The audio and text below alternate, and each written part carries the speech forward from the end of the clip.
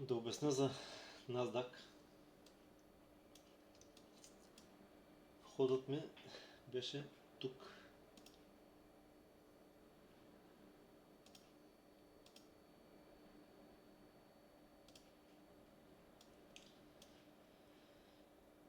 Имаме дъно на американска сесия, свръхпродаденост, увеличаваща се делта. Въпросът е, защо първо не потърсих изход тук, а тук, след като това ниво толкова пъти е тествано. Второ, защо влезнах тук, а не тук, след като този локален лоу не е тестван. Очевидно прибързах. Идеята за входа ми беше този absorption.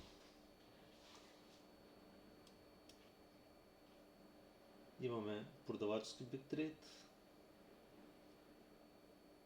Цената тръгна надолу, моментът на делтата също. Това ме наведе на мисълта да подсиля тук. До тук добре. Въпросът е, че след като видях тези имбаланси, не затворих на break-even, а оставих да ми вземе стопа. Макар и го намалих над тази консолидация, все пак ме го взе. После влезнах тук,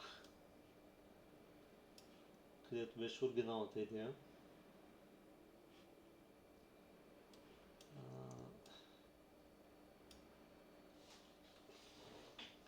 Търсех много голямо движение, поне до дъното на американската сесия. Не се получи. И заради това излезнах тук. Ето, може да се види така. В общи линии тотален провал. Това движение е съвършен вход, не чак до там съвършен изход. Изходът трябваше да бъде тук. И от тук нататък shitstorm.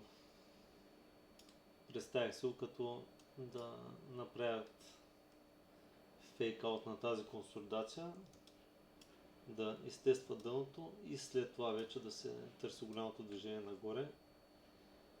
Не би.